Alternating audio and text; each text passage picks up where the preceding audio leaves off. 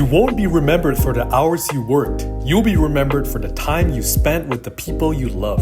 It's so easy to get caught in the trap of thinking life is only about working harder, chasing the next milestone, climbing another rung on the ladder, collecting one more win to feel like it all meant something. But here's the uncomfortable truth. Most of us don't actually want achievement for its own sake. What we really want is fulfillment, a life we can look back on without regret, and that's harder to measure. That's what I want to explore today. And to do it, I'm leaning on 3 ideas. Kazuo Inamori's Compass to Fulfillment, Harold Kushner's When All You've Ever Wanted Isn't Enough, and the distinction between success and significance. Inamori said we should live with a loving, sincere, and harmonious heart. That's his compass. It doesn't point toward wealth or status or applause. It points towards living in a way you'd be proud of at the end of your life. But here's where it gets complicated. Most people don't even know what their compass is. We inherit other people's definitions of success. Parents tell us to prioritize stability. Social media tells us to monetize our hobbies. Culture tells us to keep climbing. And somewhere along the way, we forget to ask if we're even climbing the right mountain. Harold Kushner once wrote, "When you have learned how to live, life itself is the reward." That line hit me because it means the reward isn't waiting somewhere in the future. Life is the reward. The way you live today, that's it, not the gold star you collect tomorrow. And here's why this matters. If you don't define your compass, you drift. You end up chasing goals that don't feed you. Years later, you realize the ladder you were climbing was leaning against the wrong wall. So ask yourself, if you stripped away achievement, money, recognition, how would you want to spend your days? That's where your compass points. Now, before this starts sounding too idealistic, let's be real. Some people don't have the luxury to choose passion over paycheck. They're trying to survive. Rent's due, life demands trade-offs. And that's exactly the point. Every choice has a cost. More time at work means less time at the dinner table. More side hustles means fewer hobbies. More career milestones can mean missed birthdays and faded friendships.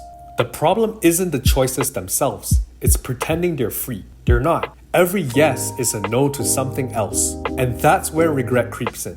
People rarely regret working hard. They regret not seeing the trade-offs clearly in the moment. They regret realizing too late that the things they were chasing cost them more than they thought. John Maxwell drew the line clearly. People who desire significance value time. They evaluate what they do with their time and they invest it wisely. Success builds resumes. Significance builds memories. Success is what you achieve. Significance is who you impact. And when you stop to think about it, most of the pain we feel around work, burnout, or comparison, it's not from effort, it's from misalignment.